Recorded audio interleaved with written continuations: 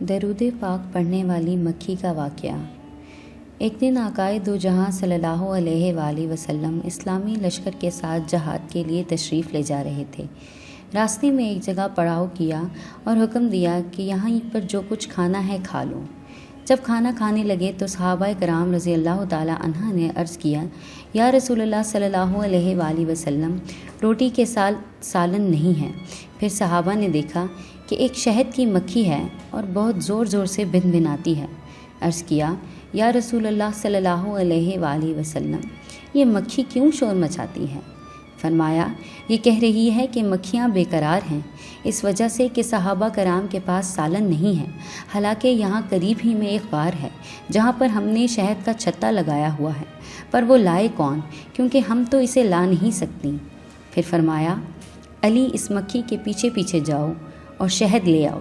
چنانچہ حضرت حیدر کرار رضی اللہ تعالی عنہ ایک چوبی پیالہ پکڑ کر اس کے پیچھے پیچھے ہو لیے۔ وہ مکھی آگے آگے اس غار میں پہنچ گئی اور آپ نے وہاں جا کر شہد صاف مصفا نچوڑ لیا اور دربار رسالت صلی اللہ علیہ وآلہ وسلم میں حاضر ہو گئے۔ سرکار دو عالم صلی اللہ علیہ وآلہ وسلم نے وہ شہد تقسیم فرما دیا۔ جب صحابہ کرام کھانا کھانے لگے تو مکھی پھر آ گئی اور بھنبھنانا شروع کر دیا۔ صحابہ کرام نے عرض کی کہ یا رسول اللہ صلی اللہ علیہ وآلہ وسلم، یہ مکھی اس طرح شور کر رہی ہے۔ تو پھر فرمایا کہ میں نے اس سے ایک سوال کیا ہے اور یہ اس کا جواب دے رہی ہے۔ میں نے اس سے پوچھا ہے کہ تمہاری خوراک کیا ہے؟ مکھی کہتی ہے کہ پہاڑوں اور بیابانوں میں جو پھول ہوتے ہیں وہ ہماری خوراک ہیں۔ میں نے پوچھا، پھول تو کڑوے بھی ہوتے ہیں، پھیکے بھی ہوتے ہیں، بدمزہ بھی ہوتے ہیں، تو تیرے منہ سے جا کر نہایت شیریں اور صاف شہد کیسے بن جاتا ہے؟ تو مکھی نے جواب دیا، یا رسول اللہ صلی اللہ علیہ وآلہ وسلم، ہمارا ایک امیر اور سردار ہے۔ جب ہم پھولوں کا رس چوستی ہیں تو ہمارا امیر آپ صلی اللہ علیہ وآلہ وسلم کی ذات مقدسہ پر درود پاک پڑھنا شروع کر دیتا ہے اور ہم بھی اس کے ساتھ مل کر درود پاک پڑھتی ہیں، تو وہ بدمزہ اور کڑوے پھولوں کا رس درود پاک کی برکت سے میٹھا ہو جاتا ہے اور اسی کی برکت و رحمت کی وجہ سے وہ شہد شفا بن جاتا ہے۔ ان اللہ و ملائکتہ یصلون علی النبی یا ایھا الذین آمنوا صلوا علیہ وسلموا تسلیما۔ بے شک اللہ اور اس کے فرشتے نبی کریم صلی اللہ علیہ وآلہ وسلم پر درود بھیجتے ہیں۔ اے ایمان والوں، تم بھی نبی کریم صلی اللہ علیہ وآلہ وسلم پر درود بھیجا کرو۔ شہد کیسے بنتا ہے؟ شہد ایک منفرد، لذیذ اور افادیت والی غذا ہے۔ اس پوسٹ کے ذریعے ہم اس عمل کی بات کریں گے جس کے ذریعے شہد کی مکھی شہد بناتی ہے۔ جیسا کہ ہم جانتے ہیں کہ شہد کی مکھی پھولوں کا رس چوستی ہے۔ شہد کی مکھی کو پھولوں سے رس ملتا ہے اور پھول مکھی کے ذریعے اپنا پولن دوسرے پھولوں تک پہنچاتے ہیں۔ پھولوں کے اس رس سے ہی شہد بنتا ہے، لیکن ابھی یہ رس بالکل بھی شہد جیسا نہیں ہوتا۔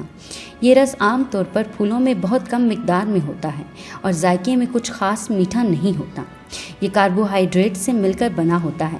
اس میں پانی اور تھوڑی سی مقدار میں پروٹینز اور نمکیات بھی شامل ہوتے ہیں۔ شہد کی مکھی اس رس کو چوستی ہے اور پھر اس کو اپنے نظامی انہضام کے ایک خاص خانے میں لے جاتی ہے جسے ہنی سٹمک کہتے ہیں۔ یہ ہنی سٹمک اصل میں مکھی کا کروپ ہی ہوتا ہے۔